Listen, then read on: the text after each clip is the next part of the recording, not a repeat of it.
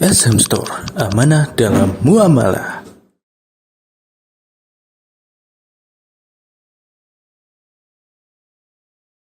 Bismillahirrahmanirrahim. Assalamualaikum warahmatullahi wabarakatuh.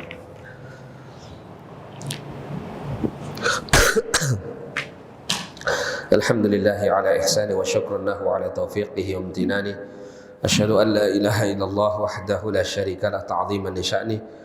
Wa asyhadu anna Muhammadan abduhu wa rasuluhu da'iyan ila ridwanih. Allahumma salli alaihi wa ala alihi wa sahbihi wa ikhwanih, amma ba'd. Ikhwani fillah rahimani wa rahimakumullah. Alhamdulillah, pada malam hari ini kita kembali dipertemukan oleh Allah untuk kita bisa melanjutkan kembali pembahasan tafsir Juz Amma yang kita merujuk kepada kitab tafsir Jalalain dan kitab tafsir yang lain, yang mana pada pertemuan yang lalu kita telah membaca beberapa ayat dari Quran surah Al-Buruj, dan kita sekarang melanjutkan kembali pada ayat yang ke-8.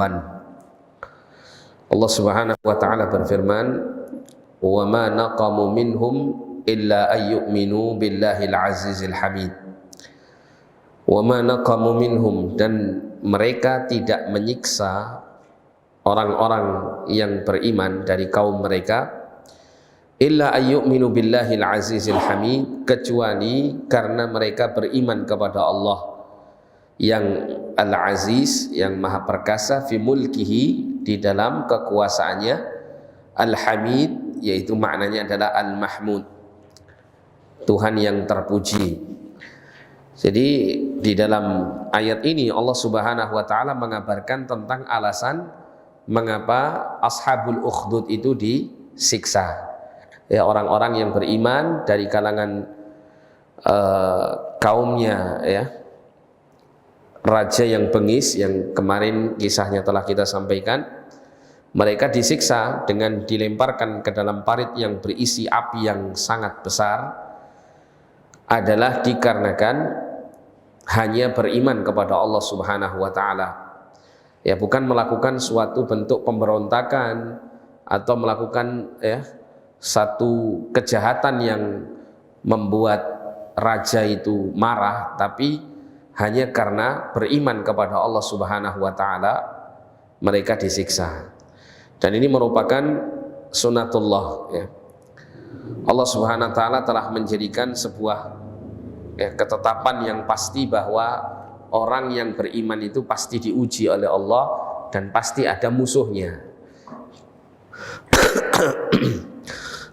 Pasti ada yang tidak senang dengan orang-orang yang beriman. Dan ini sejak di masa Rasulullah Sallallahu Alaihi Wasallam,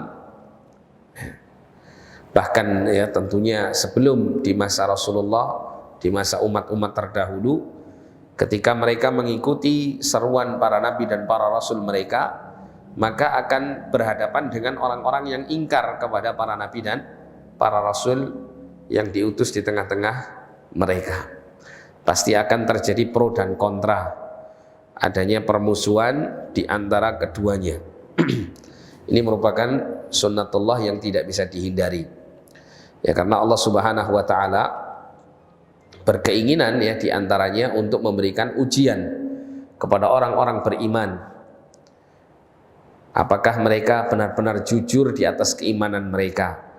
Maka tentu butuh ujian, dan salah satu bentuk ujiannya adalah Allah menjadikan adanya musuh-musuh bagi orang-orang yang beriman, ya, dari kalangan orang-orang yang kafir, ingkar kepada Allah Subhanahu wa taala. Kemudian selanjutnya Allah mengatakan, alladzi lahu mulkus samawati wal ard wallahu ala kulli syai'in syahid. Dialah Allah yang memiliki kerajaan langit dan bumi, dan Allah maha, ya, bersaksi atas segala sesuatu. Ai ma angkaral kufar 'alal mu'minina illa imanahum.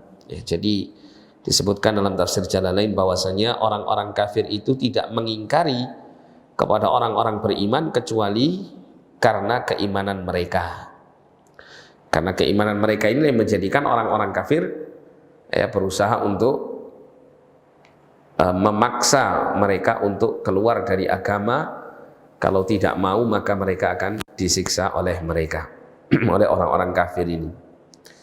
Nah, inilah gambaran permusuhan orang-orang kafir kepada orang-orang beriman.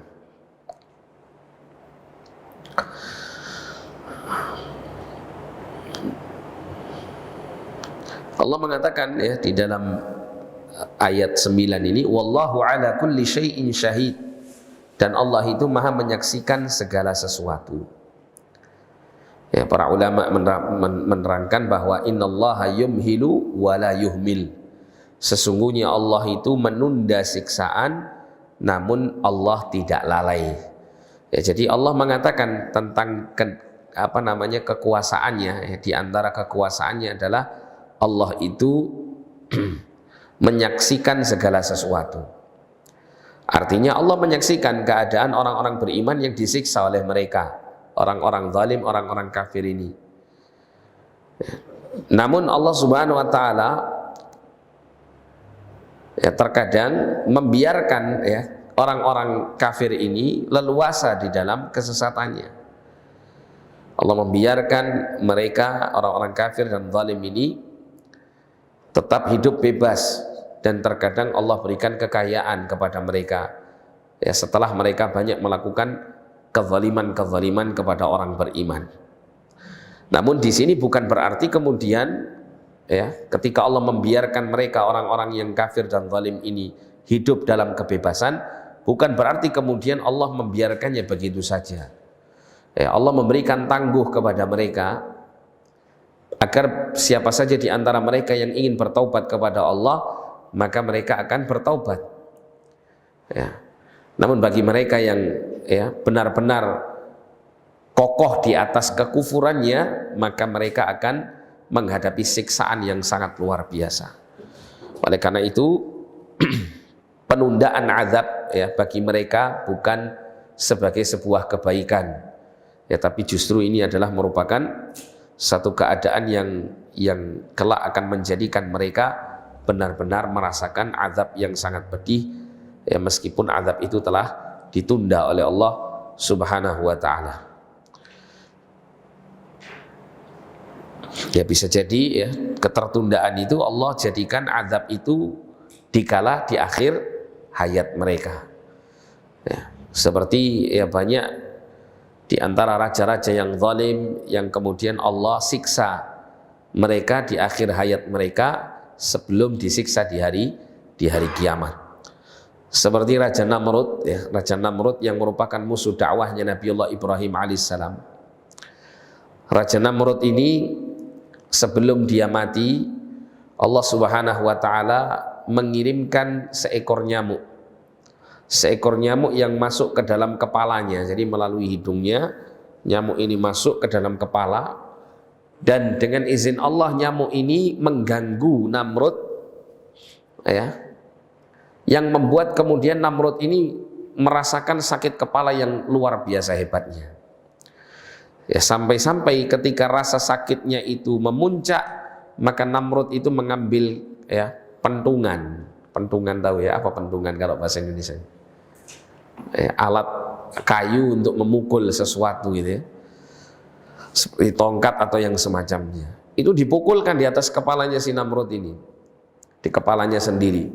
Ketika rasa sakit kepalanya sudah sangat luar biasa, dipukulkan ya, dipukulkan di atas kepalanya, dan itu dirasakan beberapa waktu sampai Namrud binasa ya. Allah menghinakan Namrud yang awalnya dia menganggap dirinya sebagai Tuhan yang patut untuk disembah oleh rakyatnya ya. Allah menghinakannya dengan seekor nyamuk. Ya, Allah binasakan dia melalui seekor nyamuk. Termasuk Fir'aun ya. Fir'aun di masa Nabi Musa alaihissalam. Pada akhirnya Allah jadikan Fir'aun tenggelam di Lautan Merah. Ya, yang mana tentunya Fir'aun tidak memiliki apa? Tidak memiliki anggapan bahwa dirinya nanti akan binasa dalam kondisi seperti itu. Ya, sehingga dia tetap terus di atas kecongkakannya, kesombongannya, kezalimannya. Allah tangguhkan. Ya, terkadang penangguhan ini sampai pada akhir hayatnya, sebelum Allah siksa dengan siksaan yang lebih besar nanti di akhirat.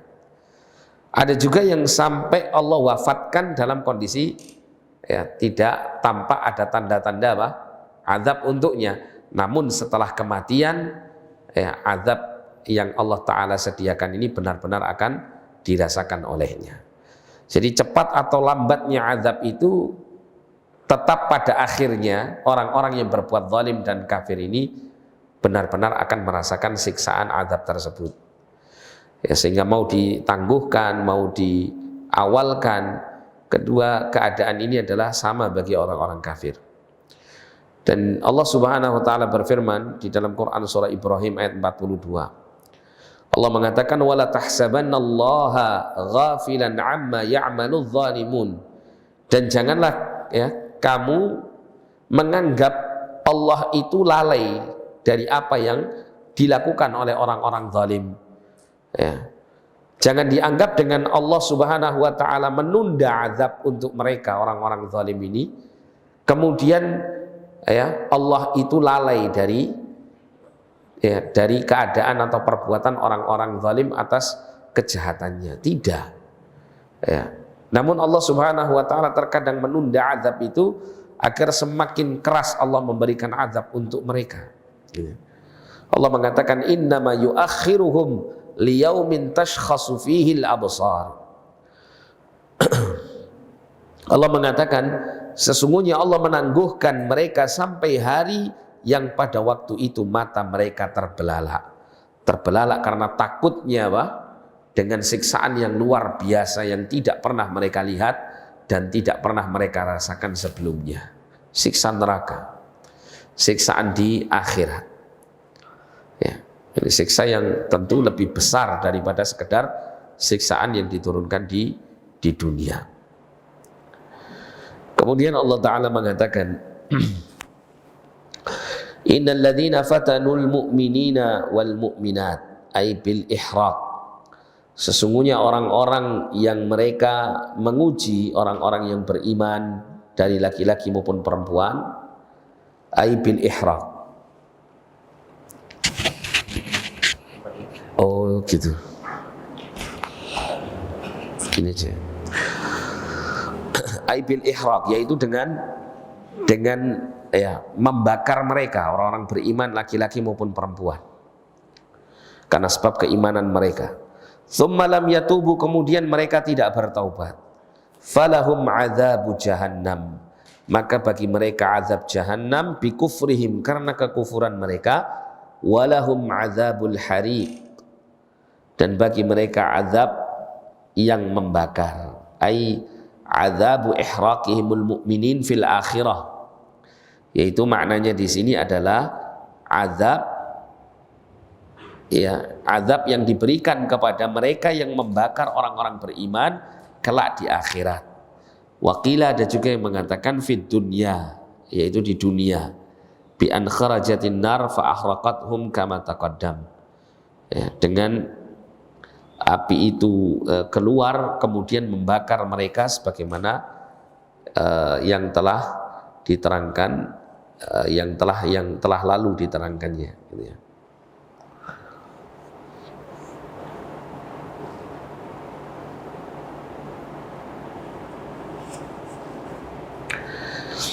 Jadi ada yang berpendapat bahwa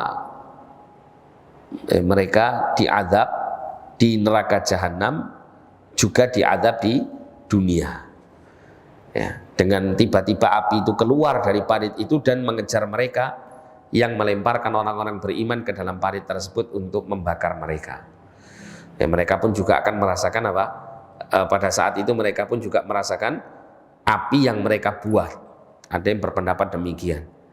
Namun ada juga yang berpendapat bahwa azab ini adalah azab yang diberikan di akhirat. Azab yang membakar. Ya, disebabkan karena mereka membakar orang-orang beriman, maka mereka pun nanti juga dibakar. Namun api yang membakar mereka nanti adalah api di neraka jahanam. Api yang tentu tidak bisa dibandingkan panasnya dengan api yang ada di dunia. Ya.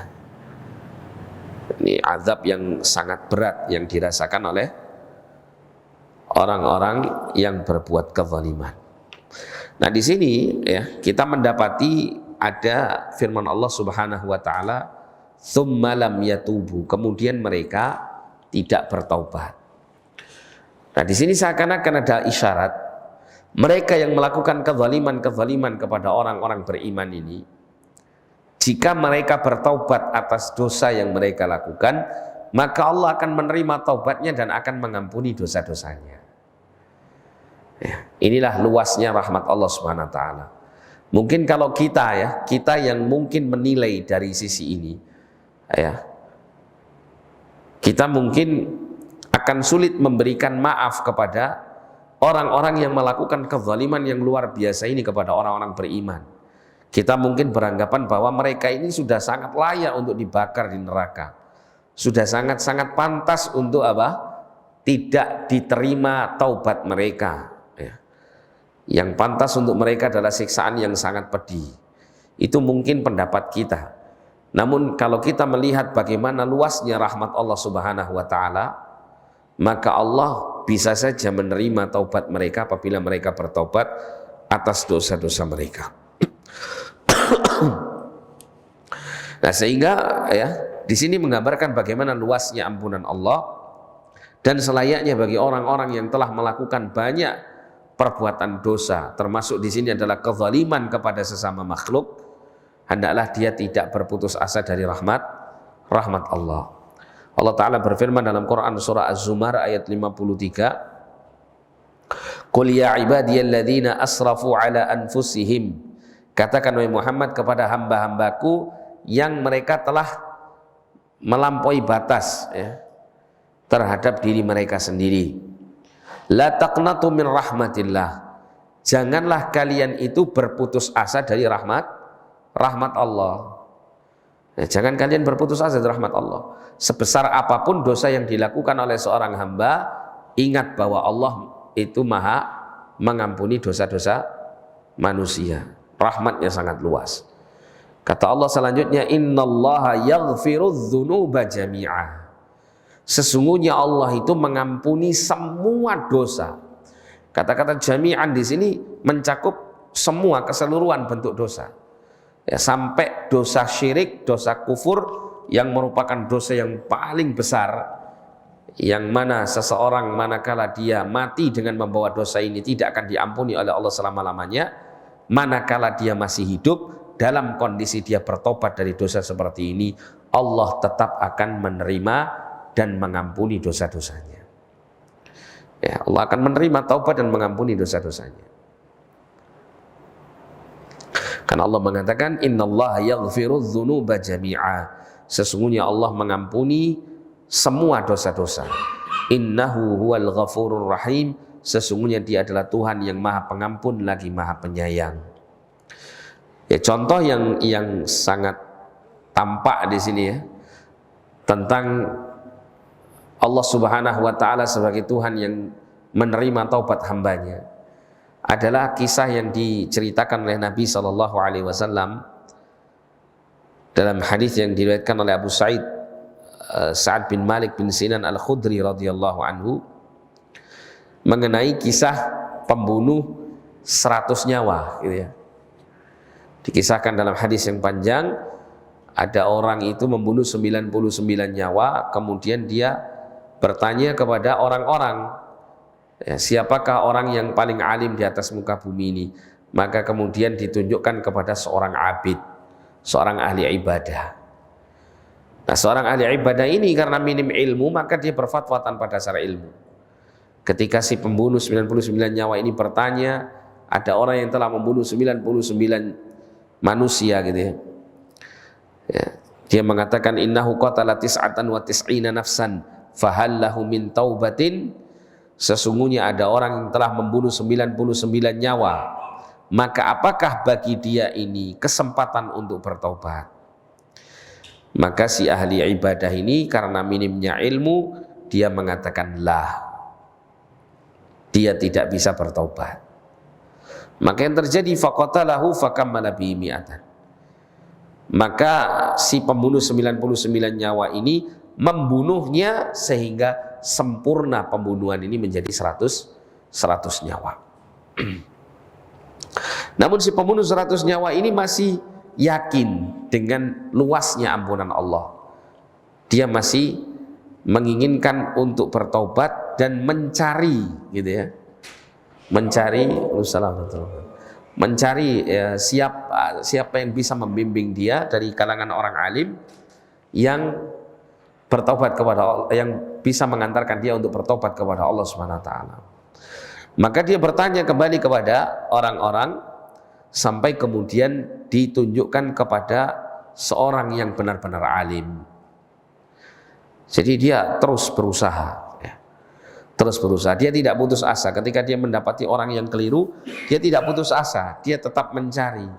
Dia yakin ada seorang benar-benar yang alim yang mengerti tentang kondisi dirinya dan memberikan solusi atas apa yang dia hadapi. Sampailah dia kepada seorang alim, kemudian dia bertanya, innahu qatala mi'ata nafsin fahal lahu min taubah. Sesungguhnya ada orang itu yang membunuh 100 nyawa. Apakah dia ini masih berkesempatan untuk bertobat kepada Allah? Maka kemudian si alim ini menjawab dengan ilmu. Dia mengatakan na'am, iya. Bahkan ditambahkan suatu kalimat yang semakin membuat optimis si pembunuh 100 nyawa ini untuk bisa bertobat. Sang alim mengatakan waman yahulu bainahu wa bainat taubah. Siapa yang bisa menghalangi, ya, hambanya untuk bertaubat kepada Allah Subhanahu wa taala? Tidak ada yang bisa menghalangi. Maka kemudian, ya, diterangkan oleh si alim ini agar dia berpindah dari negeri yang lama menuju negeri yang baru. Dikatakan intalik ila ardi kadza wa kadza. Pergilah kamu ke negeri tertentu, gitu ya. Negeri kadza wa kadza ini, fa inna biha unasan ya'budunallah ta'ala fa'budillaha ma'ahum. Karena sesungguhnya di negeri tersebut ada manusia-manusia yang menyembah Allah Subhanahu wa taala, yang beribadah hanya kepada Allah. Maka hendaklah engkau beribadah kepada Allah bersama mereka. Wala tarji' ila ardika fa innaha ardu su'in. Dan janganlah kamu kembali ke negeri asalmu, karena negeri asalmu itu adalah negeri yang buruk. Ya, agar supaya taubatnya si pembunuh 100 nyawa ini benar-benar sempurna, maka si alim ini menganjurkan dirinya untuk meninggalkan kampung halamannya yang lama dan menuju kepada negeri yang baru yang dipenuhi dengan orang-orang yang baik, agar dia bisa istiqomah, gitu ya, tetap lurus di atas taubatnya kepada Allah. Namun dalam perjalanannya ternyata di tengah perjalanan si pembunuh 100 nyawa meninggal dunia. Ya, singkat cerita kemudian Allah mengampuni si pembunuh 100 nyawa ini. Bahkan sebagian ulama mengatakan ketika mengomentari hadis ini, bahwa si pembunuh 100 nyawa ini pada asalnya dia tidak bertaubat atau belum dikategorikan dia telah bertaubat dengan sempurna. Karena dia belum melakukan amal kebaikan sama sekali untuk membuktikan taubatnya kepada Allah SWT. Oleh karena itu ketika dua malaikat turun, malaikat rahmat dan malaikat azab, ya, keduanya ini apa? Saling berbantah-bantahan mengenai nasib si pembunuh 100 nyawa ini. Fakhtasamat fihi malaikatur rahmah wa malaikatul azab. Maka malaikat rahmat dan malaikat azab ini saling ikhtasamat, ya, saling berdebat satu dengan yang lain tentang nasib si pembunuh 100 nyawa. Faqalat malaikatur rahmah, maka malaikat rahmah mengatakan ja'a ta'iban muqbilan biqalbihi ila Allah taala. Orang ini datang sampai di tempat dia mati ini dalam keadaan bertaubat kepada Allah, menghadapkan hatinya kepada Allah Subhanahu wa taala. Wa qalat malaikatul azab, malaikat azab mengatakan innahu lam ya'mal khairan qat. Sesungguhnya dia tidak pernah melakukan amal kebaikan sedikit pun. Ya, sampai pada akhirnya Allah kemudian mengutus seorang malaikat dalam bentuk seorang manusia. Kemudian dua malaikat itu menjadikan malaikat ketiga ini yang menjelma menjadi manusia ini sebagai pemutus perkara di antara keduanya. Maka kemudian malaikat ini mengatakan qisu ma bainal ardaini fa ila ayyatihi makana adna fahuwa lahu. Coba kalian hitung atau coba kalian ukur gitu ya, antara dua negeri ya, jarak dua negeri, maka kepada mana di antara salah satu dari dua negeri itu yang paling dekat dengan tempat dia mati, maka itu menunjukkan nasib keadaan si pembunuh 100 nyawa ini. Negeri yang lama sama negeri yang baru gitu ya. Nah, itu disuruh ngukur mana yang paling dekat, apakah dia dekat dengan negeri yang baru. Kalau dekat dengan negeri yang baru berarti dia benar-benar bertobat kepada Allah. Tapi kalau dia matinya itu dekat dengan negerinya yang lama, maka ini dianggap dia belum bertobat kepada Allah SWT. Faqasu, maka para malaikat, dua malaikat ini pun mengukurnya. Fawajaduhu adna ilal ard allati arada, maka mereka mendapati bahwa si pembunuh 100 nyawa ini lebih dekat kepada bumi yang akan dia datangi, yaitu negeri yang baik. Faqabadathu malaikatur rahmah, maka dibawalah rohnya oleh malaikat ar-rahmah. Ya, bahkan di riwayat yang lain itu disebutkan bahwa Allah Subhanahu wa taala menjadikan bumi yang dituju itu mendekat, sedangkan bumi yang ditinggalkan ini menjauh. Ya, sehingga jaraknya lebih dekat kepada negeri yang akan dia datangi. Ada juga yang meriwayatkan bahwa kondisi orang ini itu meninggalnya itu dalam kondisi menghadap kepada negeri yang akan dia datangi, yaitu negeri yang baik, sehingga teranggap dirinya benar-benar bertobat karena mengarah kepada negeri yang baik. Namun intinya di sini orang yang membunuh sekian banyak manusia, namun ketika dia jujur dalam taubatnya, Allah Subhanahu wa taala mengampuni segala dosa-dosanya. Ya, sehingga di sini menunjukkan bahwa haram hukumnya seseorang berputus asa dari rahmat Allah, karena rahmat Allah sangat luas. Kemudian Allah berfirman, innal ladzina amanu wa 'amilus shalihat lahum jannatun tajri min tahtihal anharu dzalikal fawzul kabir. Sesungguhnya orang-orang yang beriman dan beramal soleh, bagi mereka jannat, bagi mereka surga-surga yang mengalir di bawahnya sungai-sungai. Dzalikal fawzul kabir, itulah keberuntungan yang sangat besar. Jadi terkadang orang-orang yang beriman yang kemudian mereka sabar untuk menjalankan amal soleh dan sabar untuk melewati ujian-ujian yang Allah Ta'ala berikan kepada mereka, maka pada akhirnya mereka akan mendapatkan keberuntungan yang besar. Meskipun mungkin tampaknya orang-orang beriman itu ketika ditindas di dunia, dizolimi sampai mati, terkesan bahwa mereka itu terhina di dunianya, mereka itu terkesan kalah di dunianya. Nah, gitu. Akan tetapi justru ketika mereka tetap mempertahankan iman, tetap di atas menjalankan amal soleh, mereka ditindas sampai mati dalam kondisi karena sebab ini, maka pada hakikatnya mereka telah mendapatkan kemenangan di sisi Allah.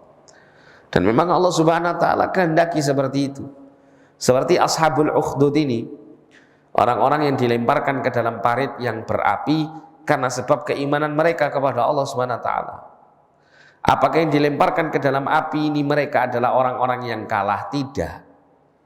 Justru mereka-mereka yang melemparkan orang-orang beriman ke dalam api, merekalah yang kalah pada hakikatnya. Kalah dengan hawa nafsunya, kalah dengan keinginan untuk membinasakan orang-orang beriman karena keimanannya, kalah dengan kekufuran yang dia condongi.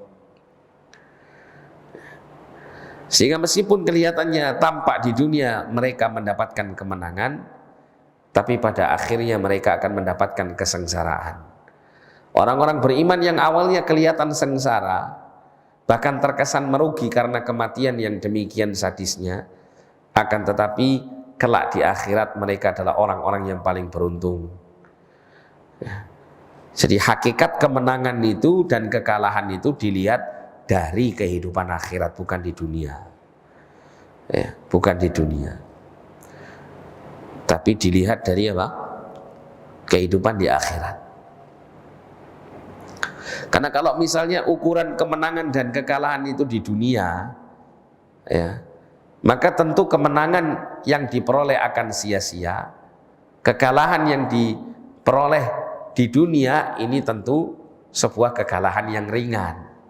Kalau memang ukuran kemenangan, keberuntungan dan kekalahan serta kerugian itu dengan ukuran dunia.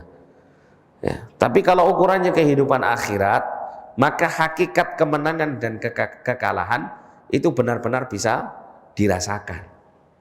Kenapa? Karena akhirat adalah kehidupan yang terakhir.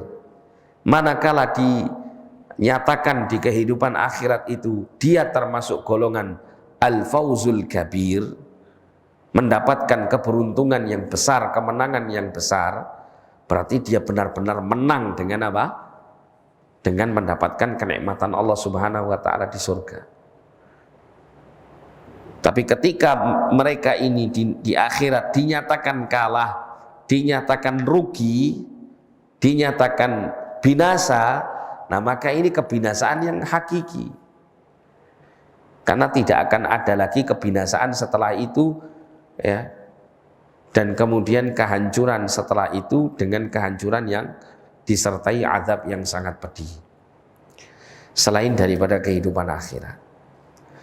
Nah, maka kata Nabi SAW ketika beliau berperang di perang Hunain, ketika para sahabat itu dihujani oleh panah-panah dari bukit-bukit, kemudian kocar-kacir kaum muslimin kocar-kacir waktu itu panik, maka dikala itu justru Nabi mengencangkan kendaraannya untuk terus maju ke medan perang sembari mengatakan la aisha illa aishul akhirah, tidak ada kehidupan ini kecuali kehidupan akhirat.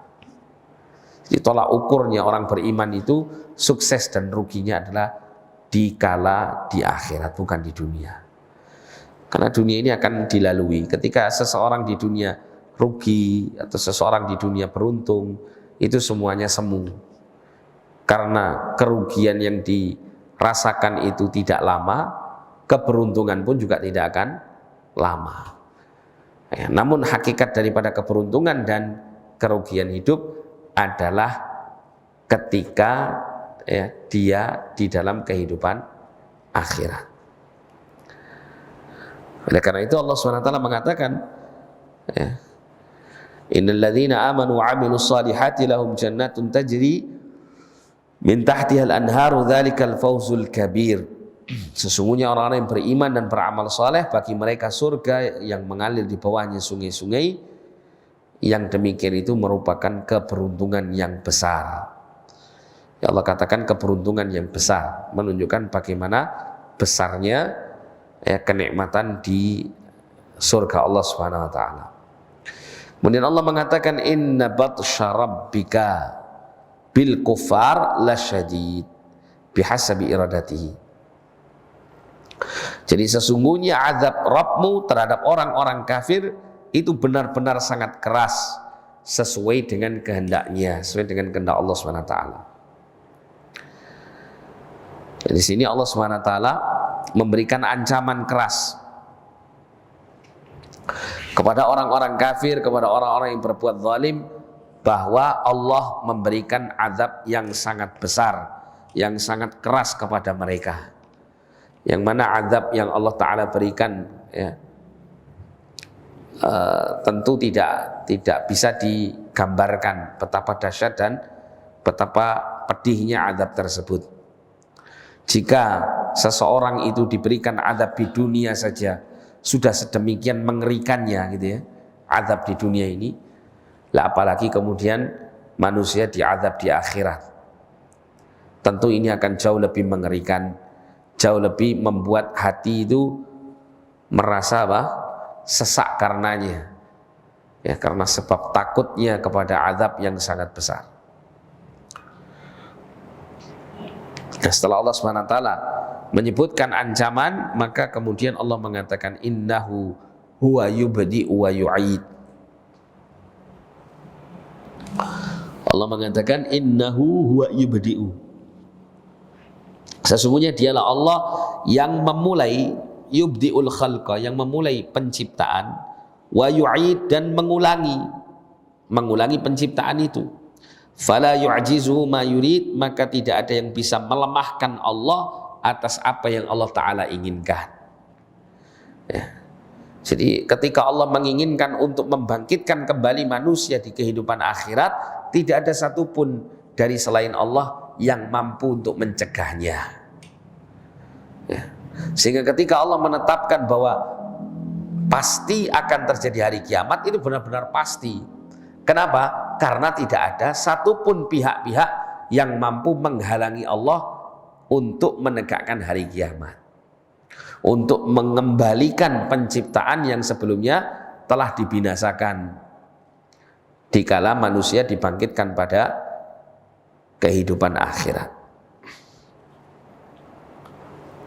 Ada juga yang menafsirkan kalimat innahu wa yubdi'u wa yu'id, sesungguhnya dialah Allah yang memulai penyiksaan terhadap orang-orang yang berlaku zalim di dunia, wa yu'id, dan akan mengulangi penyiksaannya dengan siksaan yang lebih dahsyat di akhirat.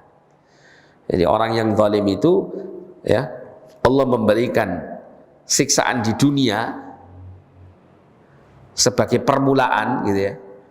Kemudian setelah itu Allah mengulangi siksaan itu di akhirat, tapi dengan bentuk yang lebih dahsyat, yang lebih berat dan lebih menyiksa daripada siksaan yang pertama di dunia.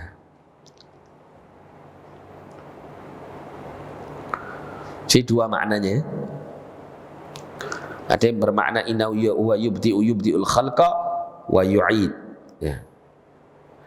Sesungguhnya dia Allah SWT, dialah yang memulai penciptaan makhluk dan dia akan mengulangi untuk menciptakannya untuk kedua kalinya setelah dibinasakan. Kemudian Allah bangkitkan kembali manusia atau makhluk yang Allah ciptakan. Kemudian makna yang kedua tadi adalah Allah lah yang memulai penyiksaan itu kepada orang-orang yang berlaku zalim dan kafir di dunia, dan Allah akan mengulangi kembali siksaan itu lebih besar lagi, gitu ya, ketika di kehidupan akhirat. Allah kemudian berfirman wa huwal ghafurul wadud. Wa huwal ghafuru, dan dia adalah al-ghafur, Tuhan yang maha mengampuni, lil muznibinal mu'minin, kepada orang-orang yang pendosa dari kalangan orang-orang yang beriman. Al-wadud ay al-mutawaddidu ila awliya'i bil karamah. Al-wadud itu maknanya adalah Allah mencintai kepada wali-walinya dengan memberikan kemuliaan kepada mereka. Dan di sini Allah menyebutkan dua nama. Yang pertama adalah Al-Ghafur. Allah menyebutkan dirinya sebagai Al-Ghafur, yaitu yang maha pengampun. Kemudian Allah menyebutkan Al-Wadud, yaitu Tuhan yang mencintai, ya. Tuhan yang mengasihi, mencintai hamba-hambanya yang beriman. Adapun Al-Ghafur,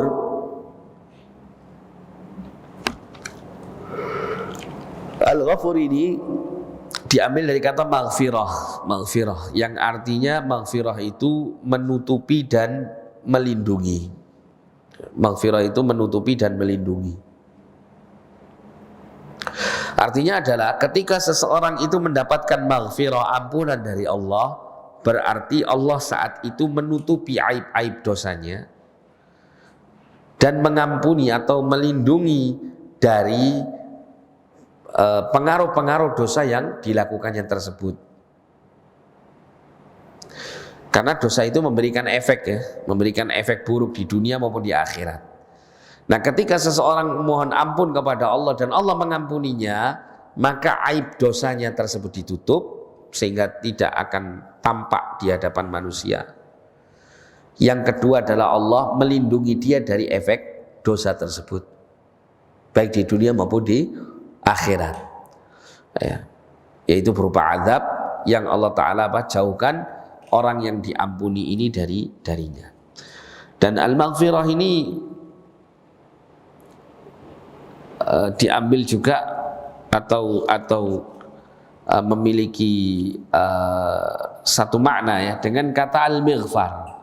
Al-mighfar itu kalau orang di masa dahulu itu ketika berperang itu kan pakai kayak semacam helm besi itu ya. Itu namanya al-mighfar. Tujuannya untuk apa? Untuk menutupi kepala sekaligus melindunginya. Lah kata al-maghfirah diambil atau semakna dengan kata al-mighfar ini, yaitu menutupi dan melindungi. Sehingga orang itu kalau mendapatkan ampunan dari Allah berarti Allah menutupi aibnya, kesalahan-kesalahannya, ya, sehingga dia tidak dinilai negatif oleh orang-orang di sekitarnya, tidak direndahkan oleh orang-orang di sekitarnya. Kemudian yang kedua adalah Allah melindunginya dari berbagai macam pengaruh-pengaruh buruk dosa yang dilakukannya, baik itu di dunia maupun di akhirat.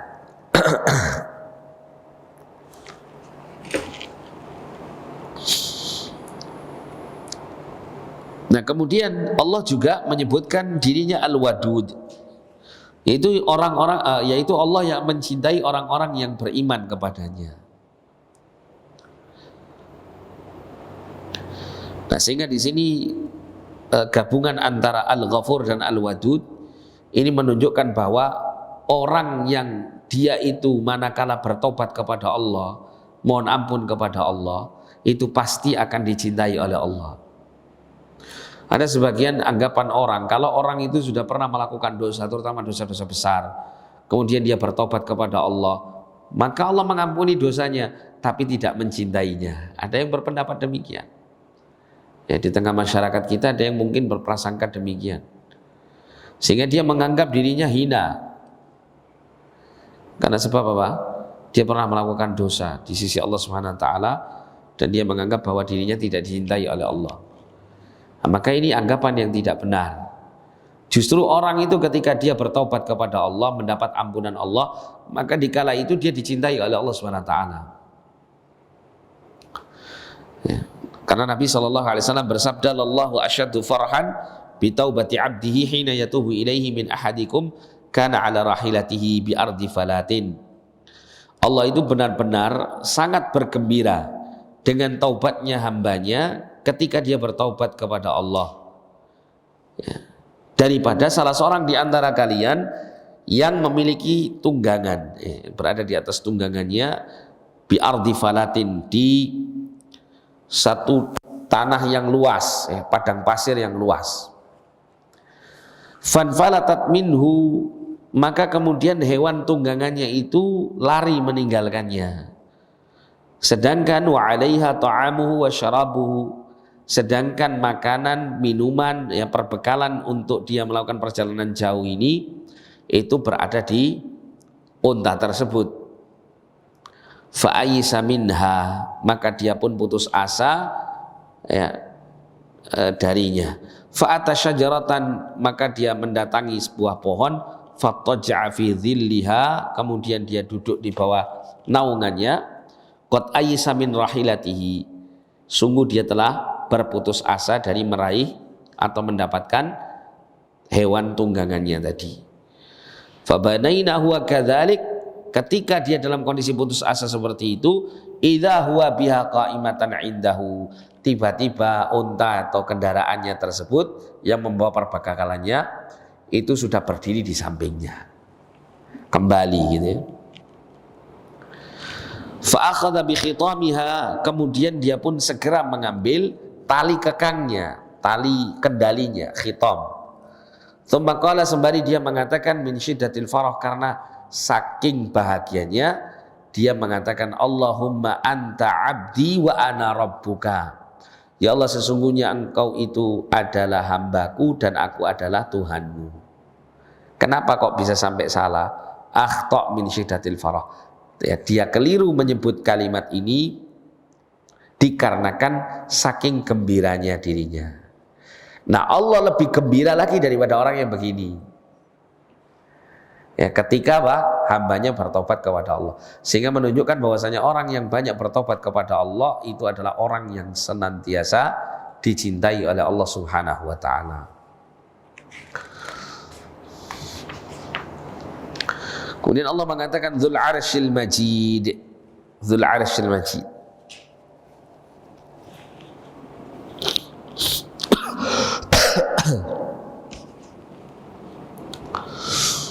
Dzul Arsy ay khaliquhu wa malikuhu.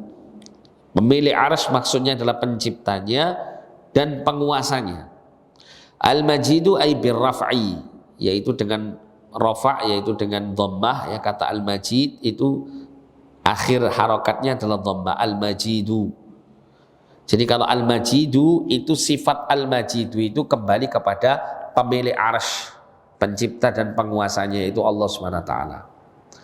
Jadi Allah yang memiliki arsy, yaitu yang menciptakannya dan menguasainya. Al-Majidu, Allah yang memiliki arsy inilah yang mulia, gitu ya. Al-mustahiqqu li kamalis sifatil ulu, yang berhak untuk mendapatkan kesempurnaan sifat-sifat yang tinggi, al-ulu. Ya, tentang sifat-sifat ketinggian Allah. Allah itu tinggi secara zatnya maupun secara kedudukannya, secara maknawi, secara kemuliaannya. Allah itu maha tinggi.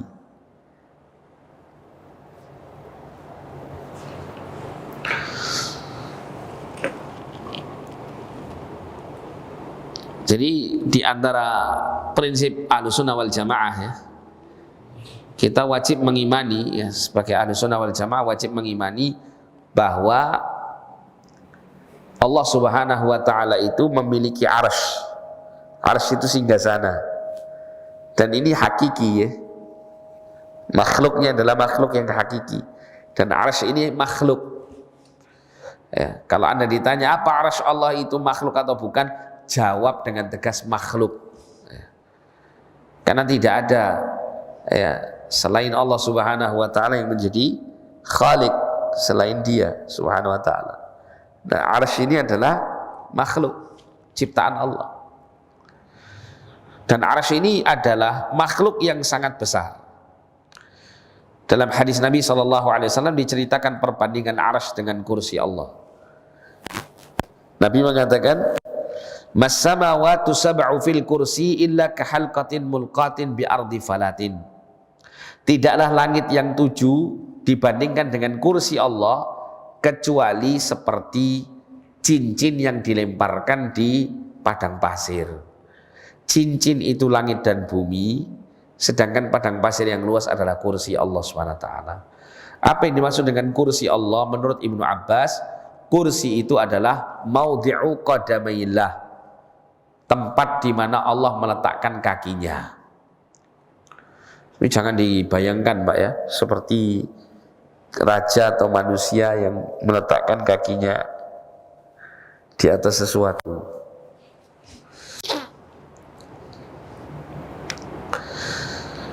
Nah, kemudian selanjutnya wa fadlul arsy 'alal kursi, adapun keutamaan atau kelebihan, ya, kebesaran arsy di atas kursi, kafadli tilkal falati 'ala tilkal halqah, seperti keutamaan atau kelebihan berupa al-fala, ya, padang pasir yang luas atas cincin tersebut. Jadi kalau kursinya Allah dibandingkan dengan arsy, kursi itu ibarat cincin, arsy Allah ibarat padang pasir. Ini menunjukkan bahwasanya arsy itu adalah makhluk yang sangat besar. Nah, ketika, ya, kita mendapati firman Allah Subhanahu wa taala, Ar-Rahmanu 'alal 'arsy istawa, gitu ya. Ar-Rahman itu tinggi di atas arsy-Nya. Ya, maka wajib bagi kita untuk mengimani hal ini. Dan tidak diperkenankan untuk mengatakan kalimat-kalimat keji tentang Allah dan arasnya. Seperti sebagian orang itu ada yang mengatakan kalau Allah di atas aras, berarti aras harus lebih besar daripada Allah. Wal'iyadzubillah. Ya. Bahkan ada yang mengatakan kalau Allah di atas aras, berarti ketika arasnya itu tidak ada, maka Allah jatuh. Wal'iyadzubillah. Ini kalimat-kalimat kufur. Ya, kalimat-kalimat kufur yang menggambarkan apa? Sifat-sifat yang tercela kepada Allah Subhanahu wa taala. Sifat-sifat yang penuh kekurangan kepada Allah Subhanahu wa taala, dan tentu ini adalah kekufuran yang nyata. Ya. Maka kita katakan bahwa Allah di atas arsy, namun Allah tidak membutuhkan arsy. Justru arsy Allah membutuhkan Allah. Dan tidak selalu sesuatu yang di atas itu lebih kecil daripada sesuatu yang di bawahnya. Gak mesti. Contoh, Allah menciptakan bumi dengan langit. Besaran mana bumi sama langit? Besaran mana, Mas? Bumi sama langit besar mana? Besar mana? Bumi sama langit? Besar langit. Besar langit. Tapi apakah langit yang lebih besar itu membutuhkan bumi yang lebih kecil di bawahnya? Kan tidak. Sehingga tidak mesti sesuatu yang lebih besar itu harus disanggah, atau sesuatu yang besar itu harus disanggah dengan sesuatu yang lebih besar. Tidak harus. Ya. Kalau memang itu disanggah gitu ya. Tapi langit dan bumi tidaklah bumi menyangga langit. Demikian pula arsy tidak menyangga Allah Subhanahu wa taala. Allah tinggi di atas arsy-Nya, tapi arsy itu tidak menyangga, dalam arti di sini Allah tinggi di atas arsy-Nya itu ba'inun an khalqihi, kata para ulama dalam kitab-kitab akidah, bahwa Allah itu terpisah dari makhluknya. Ya, terpisah dari makhluknya. Jadi makna istawa itu jangan diartikan bersemayam atau dengan menggambarkan duduk seperti duduknya raja di atas singgasananya, jangan. Tapi istawa itu para ulama menyebutkan maknanya ala wartafa'a, tinggi di atas. Selesai. Ya.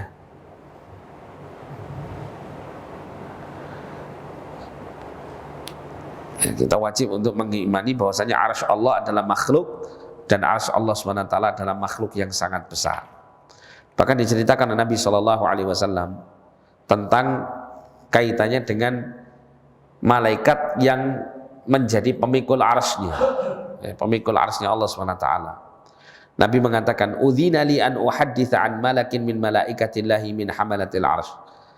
Diizinkan kepadaku untuk menceritakan tentang salah satu malaikat dari malaikat-malaikat Allah yang merupakan pemikul arsy Allah Subhanahu wa taala.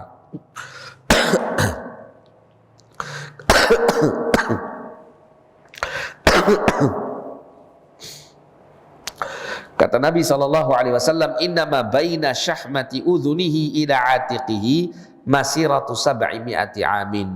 Sesungguhnya ya, jarak antara syahmati udhunihi, jarak antara ujung telinganya ini, daun telinganya ini ya, ujung daun telinganya, ila atiqihi, kepada pundaknya, itu sejauh perjalanan 700 tahun. Antara apa? Telinga dan pundaknya malaikat pemikul arsy Allah SWT. Itu bisa ditempuh jaraknya dengan 700 tahun perjalanan. Ya, ada juga yang berpendapat kata 700 itu tidak menunjukkan batasan, tapi justru menunjukkan apa? Ketidakmampuan untuk membatasi. Karena orang-orang Arab biasanya di masa dahulu itu kalau ingin menyebutkan sesuatu yang tidak terbatas, itu terkadang dengan menggunakan bilangan 700 atau dengan menyebut bilangan 70. Ya. Namun wallahu ta'ala alam, yang jelas secara zahirnya hadis ini menerangkan bahwa malaikat pemikul arsy Allah itu sangat besar. Ya. Kalau antara ujung telinga, daun telinganya dengan pundaknya itu sampai 700 tahun perjalanan. Lah kira-kira kita dengan malaikat ini perbandingannya bagaimana? Ya. Nah, dengan kita mengenal melalui hadis-hadis Nabi Sallallahu Alaihi Wasallam tentang keagungan para malaikat, maka tentunya di sini kita akan bisa mengagungkan Allah dengan keagungan yang tiada tara. Kenapa? Karena makhluknya berupa malaikat saja sedemikian besarnya. Lah apalagi yang menciptakan malaikat.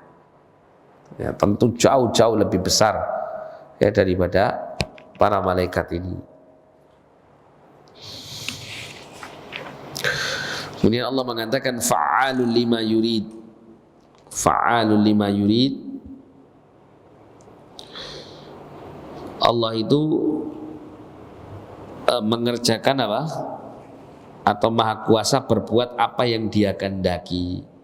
La yu'jizuhu syai'un. Tidak ada yang bisa melemahkan Allah ya sedikit pun. Artinya manakala Allah itu melakukan apapun yang Dia inginkan, maka tidak akan ada satupun dari makhluknya yang mampu untuk menahan dan mencegahnya. Tidak ada. Karena Allah ya, maha berkuasa untuk melakukan apapun yang Dia inginkan.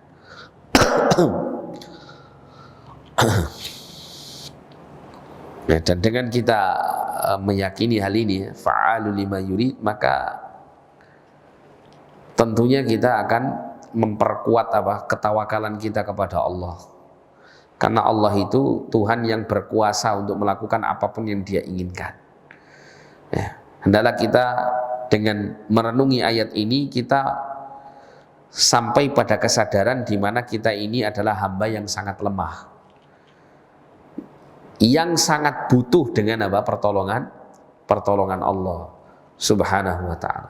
Sehingga kita akan menggantungkan hati kita kepada Allah, kita akan menyerahkan semua urusan kita kepada Allah, kita akan berpasrah dan tunduk kepada Allah Subhanahu wa ta'ala. Yang dengan itu semuanya justru membuat kita akan mendapatkan kecukupan dari sisi Allah. Allah mengatakan wa may yatawakkal 'alallahi fahuwa hasbuh.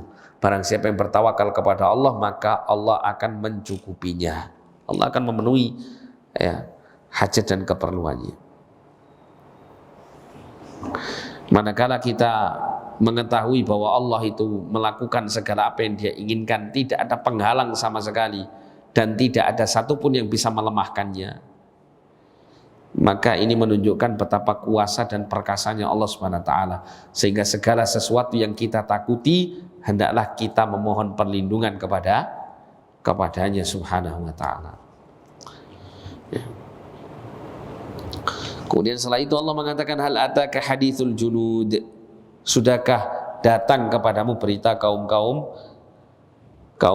yang menentang? Dikatakan di sini hal ataka, apakah sudah sampai kepadamu ya Muhammad, wahai Muhammad sallallahu alaihi wasallam, hadithul junud, yaitu apa? Berita tentang kaum-kaum al-junud, pasukan-pasukan. Fir'auna wa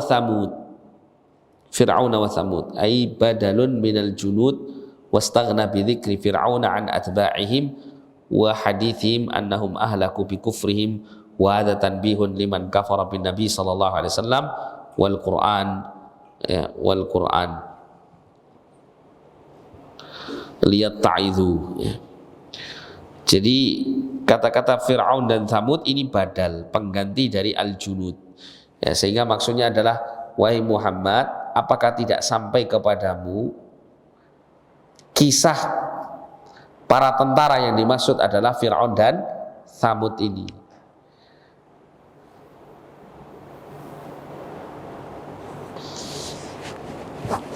Dikatakan di sini wastaghna bi dzikri Fir'aun, dan cukup dengan menyebut Fir'aun daripada pengikut-pengikut mereka ya, wa hadithuhum, dan membicarakan tentang mereka annahum ahlaku, bahwasanya mereka binasa bi kufrim, dengan kekufuran mereka. Wa hadza tanbihun liman kafara bin nabi, dan ini merupakan bentuk peringatan bagi siapapun yang ingkar kepada nabi. Jadi Allah mengingatkan kepada orang-orang musyrikin, ingat dulu Fir'aun dan Tsamud.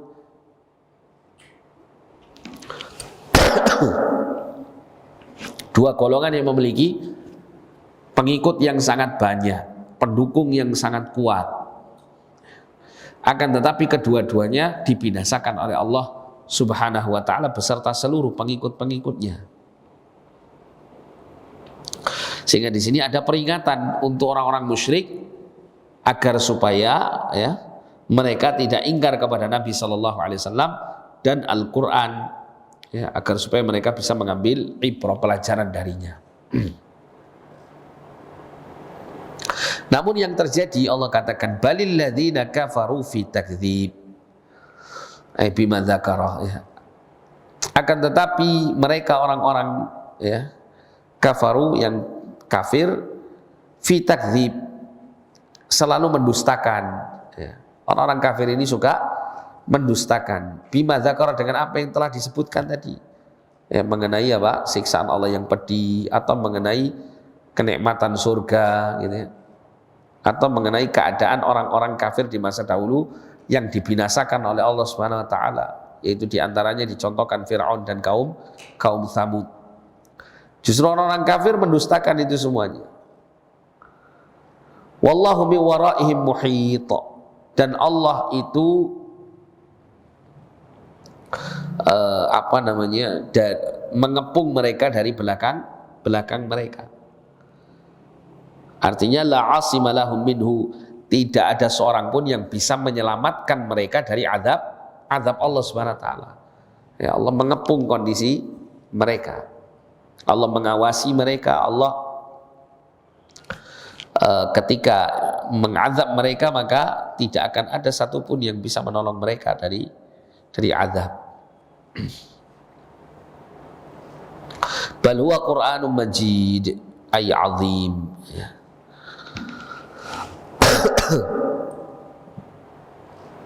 Bahkan yang didustakan itu adalah Al-Quran yang mulia, yaitu yang agung. Mereka mendustakan Al-Quran ini, orang-orang musyrikin, sehingga mereka tetap di atas kekufuran mereka karena kedustaan mereka kepada Quran. Mereka beranggapan bahwa Al-Quran itu adalah syairnya seorang penyair yang gila, yaitu Muhammad SAW. Namun Allah SWT membantah bahwa Al-Quran itu benar-benar datang dari Allah. Wa idza fi raibin mimma nazzalna ala abdina fa'tu bi suratin min mithlihi wad'u syuhada'akum min dunillahi in kuntum shadiqin. Allah mengatakan apabila kalian dalam keadaan ragu-ragu kepada Alkitab Al-Quran ini yang berasal dari Allah Subhanahu wa taala, kalian ragu-ragu bahwa itu adalah buatan Muhammad gitu ya, fa'tu bi suratin min mithli, maka datangkanlah oleh kalian satu surat saja yang serupa dengan satu surat di dalam Al-Quran, dan serulah penolong-penolong kalian selain Allah Subhanahu wa taala untuk membuatnya. In kuntum shadiqin, apabila kalian benar-benar jujur dalam anggapanmu bahwa Al-Quran itu bukan dari sisi Allah tapi dari sisi Muhammad. Akan tetapi Allah mengatakan fa illam taf'alu, apabila kalian tidak mampu, walan taf'alu, dan tidak akan pernah mampu. Nah, ini menunjukkan bagaimana Allah telah menetapkan bahwa tidak ada satupun makhluk yang akan bisa membuat satu surat yang serupa dengan Al-Quranul Karim dari berbagai macam sisinya. Fattaqun nar allati, maka takutlah kalian kepada siksa api neraka.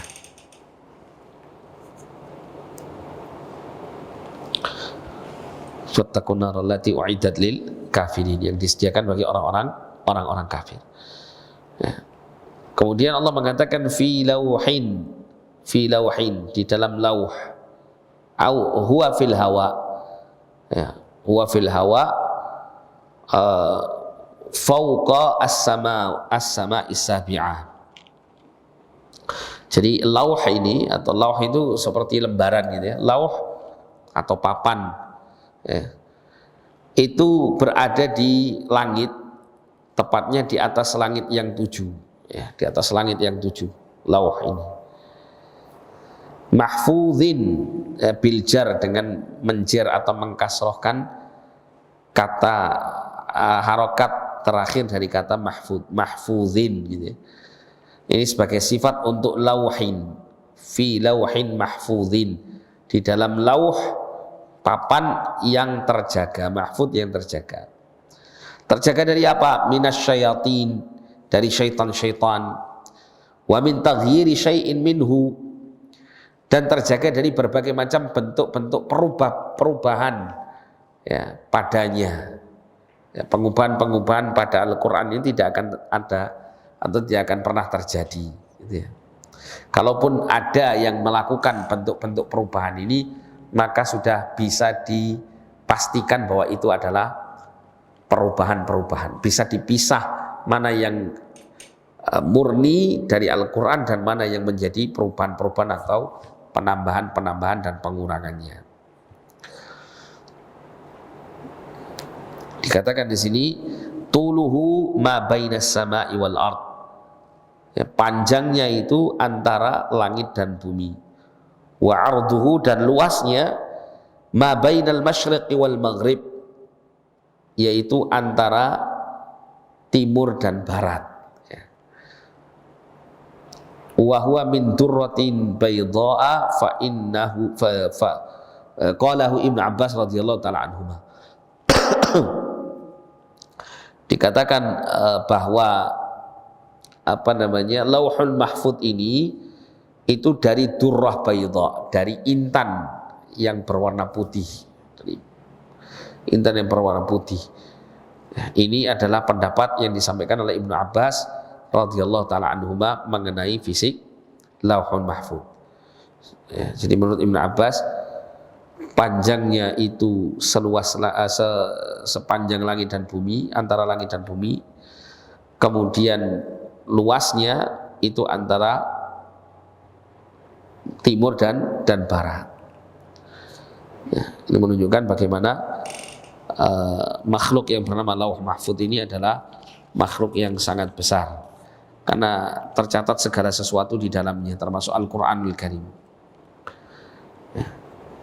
Sehingga benar-benar terjaga dari berbagai macam perubahan-perubahan yang dilakukan oleh syaitan, ya, dan oleh siapapun juga. Nah, insya Allah pada pertemuan berikut kita akan masuk pada surat yang berikutnya, ya, yaitu suratul Insyiqaq, ya, surat Al-Insyiqaq. Nah, pakai pertanyaan apa? Kita tutup saja. Ini sudah berapa jam tadi? 1 jam lebih, ya.